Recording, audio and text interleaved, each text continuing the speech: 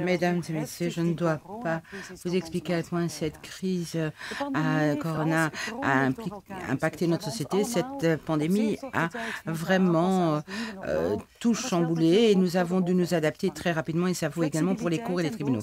La flexibilité et la persévérance sont deux mots-clés et donc des processus routiniers de travail ont été évalués et la planification du personnel devait être gérée encore de façon plus efficace avec les maigres ressources disponibles.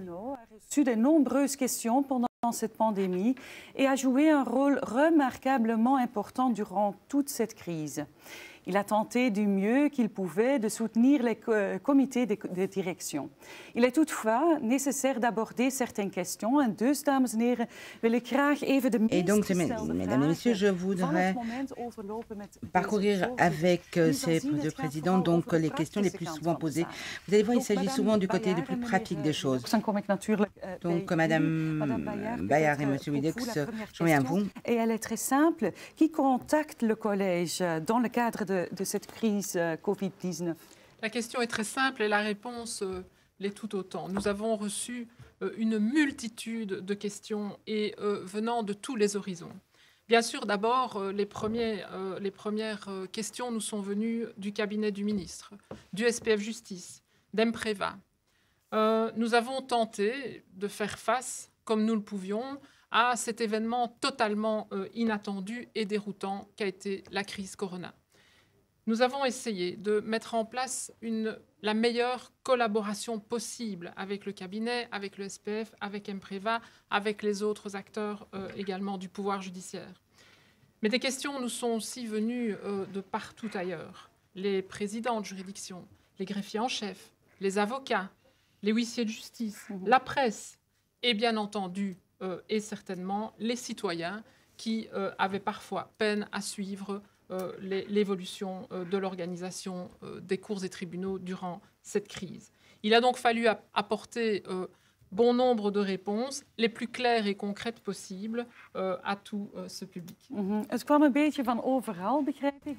je comprends que ça venait d'un peu partout, mais quel a été le rôle exactement de ce collège pendant la crise? Eh bien, pendant cette crise, nous avons dû nous réinventer, car tout à coup, nous devions jouer un tout autre rôle. Tout à coup, nous devions réagir beaucoup plus rapidement, être plus concrètes, être plus opérationnels que précédemment. C'était difficile, ça n'a pas toujours été une réussite parfaite dès le départ, mais nous avons réussi à nous dépêtrer cette situation, disons. Mais une des choses que nous avons pu constater et qui compliquait les choses dans notre rôle en tant que collège, c'est la distinction entre, d'une part, le niveau général et local. Localement, en tant que chef de corps, on est confronté à la spécificité des bâtiments, des salles de séance, de certaines séances, et parfois également de la virulence de la crise. Et nous devions en plus suivre certaines directives. Oui, donc différence entre la vision hélicoptère et sur le terrain. Oui, on voulait laisser l'espace nécessaire au local, mais c'était un exercice difficile partant de notre rôle et un rôle que nous devions également redéfinir. Nous devions également, comme Fabienne l'a dit tout à l'heure, nous devions également nous devions avoir les contacts également avec les SPF, avec les ministres. Donc, vous vous souvenez du problème du matériel, des masques buccaux. Mais nous avons quand même pu jouer notre rôle également vis-à-vis d'Empreva, donc le service de médecine du travail. Donc, nous avons voulu structurer et organiser et donner des indications expliquant ce qu'on pouvait faire localement. Et de la sorte, pouvoir faire quand même en sorte d'aider donc à remédier aux problèmes découlant de cette crise. Je voulais encore ajouter, vous avez été un peu des guides, oui. Oui, en fait, oui. En tout cas, on l'a essayé. Et je voulais quand même très brièvement remercier les chefs de corps, tous les magistrats, les greffiers en chef et tous les membres des greffes. Donc, mais pendant cette crise, nous avons quand même dû constater également que la justice a malgré tout pu continuer à travailler. Nous avons vraiment assuré le service et c'était nécessaire pour la population. Mais en même temps, beaucoup de personnes ont fait preuve de flexibilité, de capacité d'adaptation, se sont investies énormément Et le résultat n'est absolument pas mauvais, et ça peut être dit. Et donc, cela mérite tout notre respect. Il n'y a pas eu de gros retard non plus, pour autant que je sache. Je vous demandais quelles leçons le collège a tirées alors de cette crise. C'est clair qu'une crise n'a de sens que si on peut en tirer les leçons lorsqu'elle est terminée. Malheureusement, la crise n'est pas totalement terminée puisque nous devons faire face depuis la rentrée judiciaire à cette fameuse seconde vague. Je voudrais réitérer toute la reconnaissance que nous avons vis-à-vis des équipes de terrain. Nous avons été d'abord très impressionnés par, et Bart l'a dit, par l'extrême dévouement, l'extrême disponibilité des chefs de corps, des greffiers en chef, qui se sont improvisés du jour au lendemain bricoleurs pour fabriquer, par exemple, du matériel de protection. Vraiment tout à fait impressionnant. Un constat s'impose face à ça, c'est que nous sommes encore aujourd'hui dans une grande dépendance à l'égard et du SPF Justice et du cabinet du ministre pour gérer ce genre d'événements. Et tout cela nous montre une nouvelle fois la nécessité de pouvoir travailler de manière autonome en vue d'augmenter l'efficacité du fonctionnement du siège dans pareilles situations que nous espérons évidemment ne plus revivre. Nous pouvons et nous devons évidemment saisir cette crise et les leçons que nous tirons sont que cette crise constitue un vrai levier pour mettre en place un mode de fonctionnement qui nous conviendra mieux, qui sera plus à la mesure de nos cours et tribunaux. Des leçons aussi, nous les avons tirées bien sûr. La première leçon, et je pense qu'elle s'impose d'elle-même, c'est d'avoir constaté à nouveau les grandes lacunes en termes de digitalisation.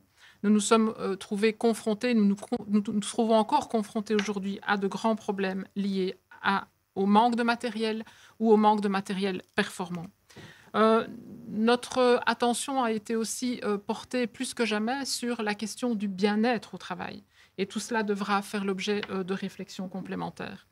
Et bien sûr, pour soutenir toutes les actions ou les leçons que nous tirons de cette expérience, eh bien, il s'agira aussi de solliciter des adaptations de la législation.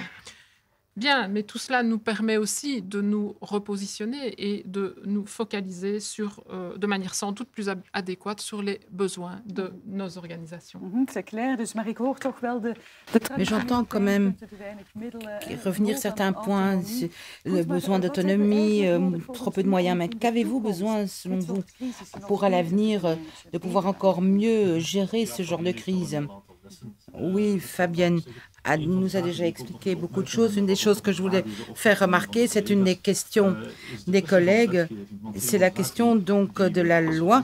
Donc une des choses que nous devrions constater, c'est qu'au début de la crise, nous étions un peu fâchés, donc on essaie tous de se débrouiller, et puis il y a eu un projet de loi, donc plutôt une décision par rapport à des pouvoirs spéciaux que nous n'estimons pas adéquats.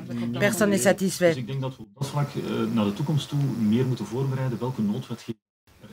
Donc il y a une loi et donc, nous devons donner un meilleur input. Donc, autre chose qui est nécessaire en général venant du collège, c'est que nous avons besoin d'un plan général de crise, une sorte de scénario, le scénario qui s'est déroulé. Donc, nous avons besoin d'un scénario plus général. Nous devons essayer de communiquer différemment, de nous réunir différemment, de travailler différemment pour que le collège puisse mieux travailler. Donc, pour pouvoir gérer des crises futures. Et dans ce cadre-là, pour le collège, c'est également une façon de pouvoir gérer cela. Et donc, nous essayons de travailler avec un système de contrôle interne. Donc, pour pouvoir gérer les crises qui arrivent, mais il y a d'autres crises qu'on pourrait détecter. Et deuxièmement, quand on est une telle crise, qu'on puisse disposer des bons instruments pour faire un suivi des conséquences et d'avoir un meilleur contrôle. Un tel scénario. Encore 2 minutes, s'il vous plaît.